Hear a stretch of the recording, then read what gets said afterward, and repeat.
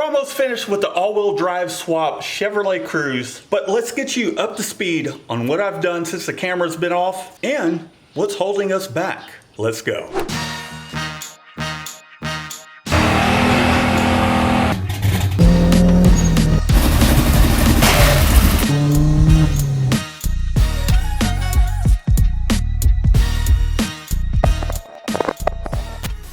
Welcome to the channel. If you're new, I'm Matt. Let's continue our all-wheel drive conversion on the Chevy Cruze. In the last video, we've completely welded up our differential. So this thing is nice and solid. We'll more than likely break axles before we do this welded diff. Now what I need to do is put the ring gear or the crown gear back on our differential with a little bit of red Loctite. And then we'll jam this thing in the car, seal it up, and we'll take it from there. Let's go. One fluid drop, a little bit of red Loctite.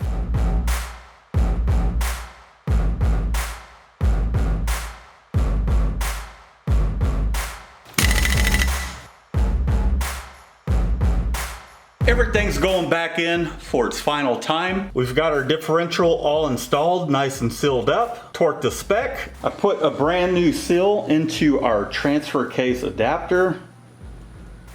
And this one wasn't too bad, but there was a lot of corrosion around this adapter. So we installed a new seal. So let's go ahead and toss this in and torque it to spec as well. We've got our transfer case adapter all installed. Total of 5 bolts, torqued to 33 foot-pounds. Pretty simple process. But now we need to install our lower transmission mount, in which I did get a stock unit. However, here's the stock unit. It's made out of aluminum, but this bushing is pretty flimsy. So let's upgrade this part. I'm just going to return this. So with the little research, I did find that ZZP makes a billet unit. This is very similar to the unit we just took off of the car, except it's made for a Sonic. But if you notice, they're the same exact thing, basically. And who knows, maybe this will fit in the stock location of the Cruze, whereas this one is much wider. So let's get under the car, see if we can't install this without having to make any modifications. If we need to, we will. Let's get after it. Let's see. We can jam this thing in here. Well, it just about fits. Well, yeah, we're gonna have to modify it, which we can just cut here and here. Might not even have to remove all this. Just cut this section here. Might not even have to reinforce it, because this does go all the way through this subframe. Yep, let's give her a little tweak there.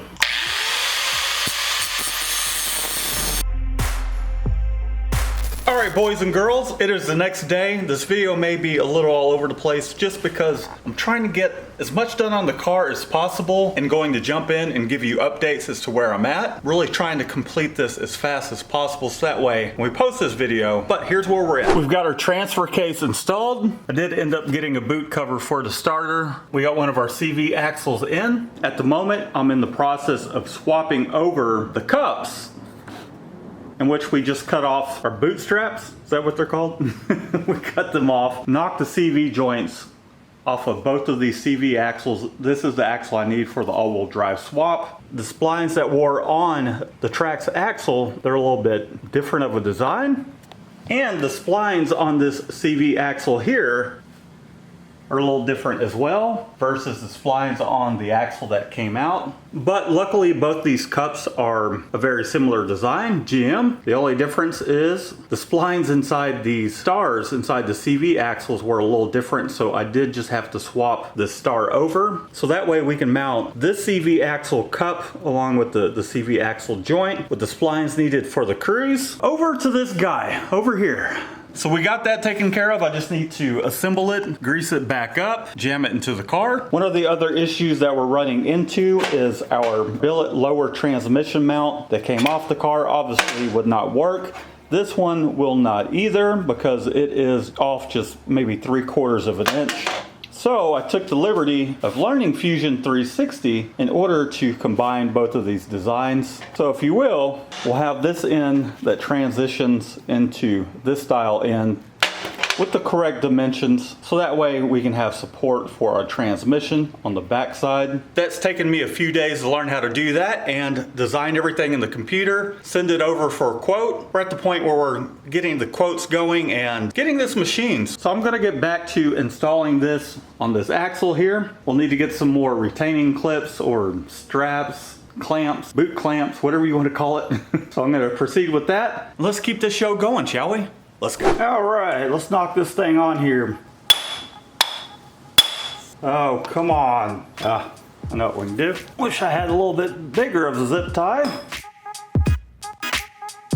Basically what I'm doing is crushing that little C-clip. So that way we can install this a little bit easier.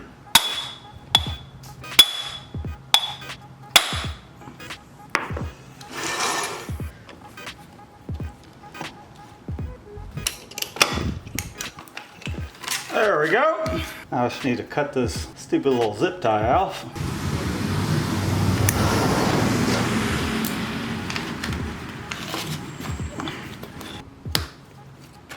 There we go. We need to toss some grease in it. Boot clamps, good to go. We're making some progress here. We got a couple packages in to move this all-wheel drive swap further. Towards completion, that is. Check out what we got. Wow! Boy, they taped this up good.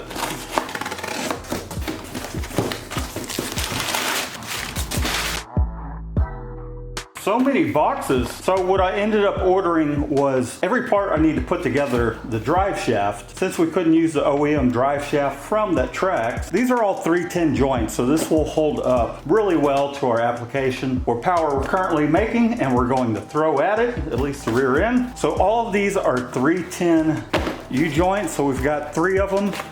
It still will be 2-piece drive shaft. So we got our cup end here. Got a flange, another flange, and this is the spline section. Well, that's pretty nice. What is that coating they got on there? We got our slip yoke doohickey.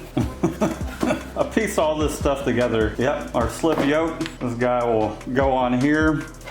This slides into there, so we get some movement.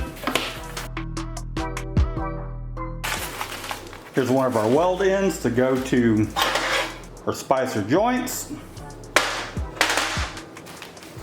We got a total of 3 of these to complete our 2-piece drive shaft. Last but not least, our center bearing, carrier bearing. Well, center bearing is what they call it. Shoo-wee. Got some grease on it.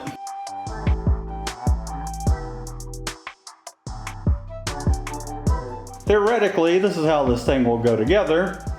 We have our lengths of tubing, which we got a couple boxes of tubing here that will go in between these 2 points here. Here's our slip yoke and our center bearing. It's our little grease fitting that will go here. So I thought about building the drive shaft myself, and the way these drive shafts are assembled, there is some run out that needs to be measured to the thousandths.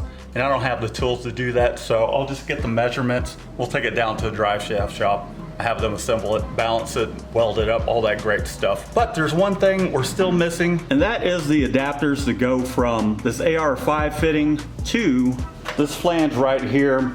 I did find a company that makes them, even though I designed my own. However, they're being really slow about shipping the thing. I don't know if they're one-offs, and as you order them, they make them, so made to order. I don't know, I emailed them, and they haven't got back to me, so I'm gonna give it a few more days. If I don't hear anything, I'm gonna cancel that order and just send my design out to China, have it machined. So we're doing a lot of waiting right now. I don't know what this is about, I just don't know what to do with my hand. I don't know what to do because I want to assemble stuff, and it's taking people too damn long to get shit over to me. Which is holding up content for y'all. Do have one more thing coming in today. Once it comes in, I'll show you. It'll be hours for me, but a few seconds for y'all. How you doing, man? I'm doing well, baby. How you doing? Good. It's gonna require me to take a little picture, so I'll make sure that I don't have you in. You want to get in? Hey! Have a great day! You too.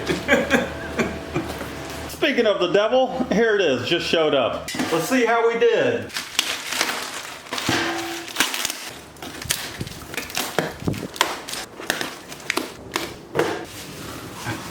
More foam, please. Golly, that was a lot of packing. All right. I guess they can't 3D print threads, tap threads. This is definitely much lighter, my revised design. Here's my previous design in which there's no cutout here, so it's a big chunk. And I revised this guy because these holes were not in the correct place, but put some little cutouts in there, cut out in the back, reduce the thickness here. You can see just how much different they are. This top hole is moved over. Reduce the size of these holes because these were too big. So let's toss it in the car and see if it fits. Well, this thing almost fits.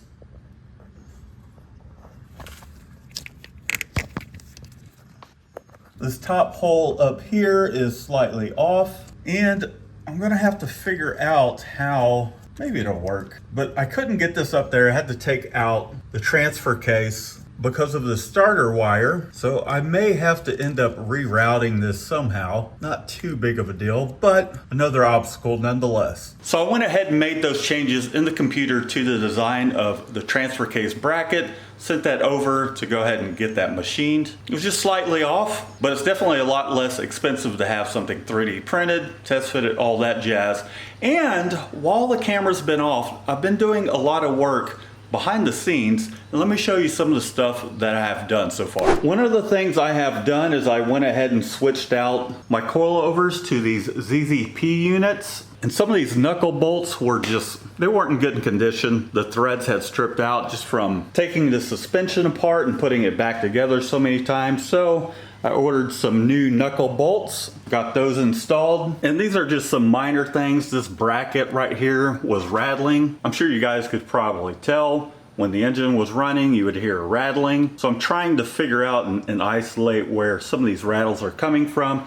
This whole thing was loose, so I had to shorten these studs just a little bit, so now it's nice and secure. One of the other things is down in here at the end of the cylinder head is where I had my oil pressure sensor. So if you recall from the dyno session at PFI Speed, they were a little concerned about the oil pressure. I kind of drew a blank as to why that was, and once I got back home, I realized, well, we're getting the oil pressure after the entire engine has been fed. So what I did was I moved my oil pressure sensor to the stock location up underneath the car. I just don't like how close it is to the manifold, but we can get some heat wrap to go around this, make sure nothing melts. I did have to wire this whole thing up. So there was some wiring I did off camera, along with just cleaning up some of the wiring inside the car. And I moved my wiring to the center of the car right here, just running along the tunnel.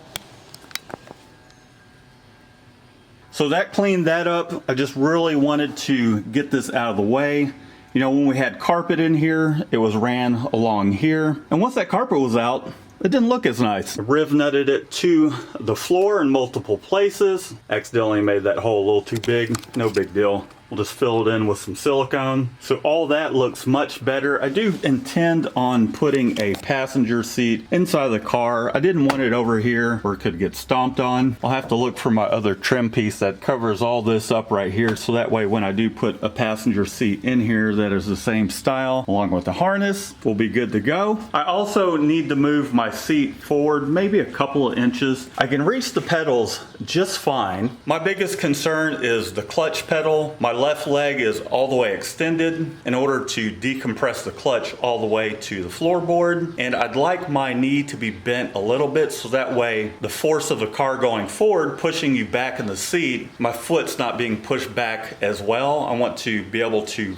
firmly press that clutch pedal all the way to the firewall so that way we don't have any missed shifts, we don't grind gears. We already have enough issues with this M32 transmission just with it not liking the shift at high RPM, so we want the best shot at being able to potentially flat foot shift, which we've done in the past, but it will be a struggle with this transmission until, I mean, there is a source out there that makes dog box gears for these things for about $6,500. Not sure if that's the route I want to go. I might have to put together a t-shirt or something to raise some funds here. I'm not rich, not Cletus, boys and girls. I don't have deep pockets.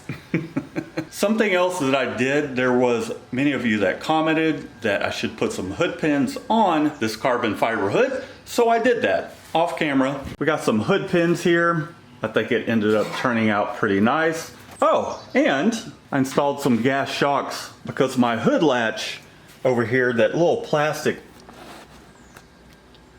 clip at the end had broke. That normally mounts here. So we installed these gas shocks to make things a little nicer. Get this thing out of the way without having to use the hood prop. And this whole system works pretty nicely. You know, we can go up and down. I just don't like this thing flying up by itself. You know, it works nice. And what I mean by flying up by itself is when I do that, the whole thing wants to rock. I don't want to tear up this carbon fiber hood. So, we can latch this thing.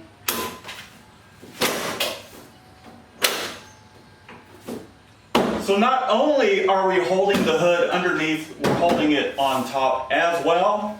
These are some pretty cool, inexpensive billet latches. So in order to unlatch it, we just press these little buttons here, and then we can pop the hood. And up she goes.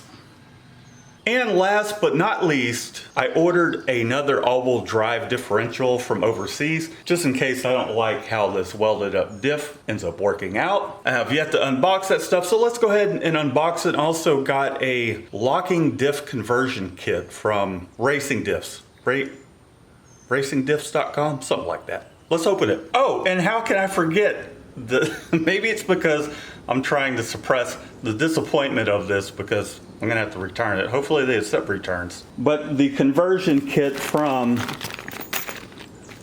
those flanges to a 1310, they finally came in. Now these are the off-the-shelf ones that I did not design. I thought they would work. They look very similar.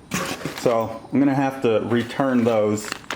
But let's open this together, shall we? This is the locking diff conversion kit from Racing Diffs. Nice little packaging. Progressive LSD conversion kit. I've seen some pretty good things and reviews about these online, so I figured, why not? Let's give it a try. A little more expensive than I would have liked it to be. We'll put this together in another video, but essentially you got a couple locking blocks, springs. These springs go in between these blocks. They press up against your spider gears. They do have a little friction disc here. You compress this whole thing, put these retainers on the end so you can shove it in there, remove it, and then the springs will press against the spider gears and they give you a new pin that's specially made for your unit. And this is the M32 set, so I'm going to give this a try as well. I might end up installing this in the car instead of the locking diff, but I do want to try both situations, see what works best for me. This will definitely be a lot more streetable, that's for sure.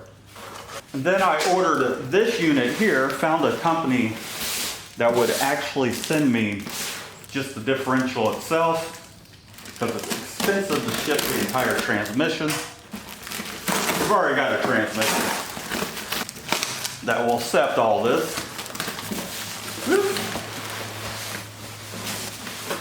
See how shipping did here.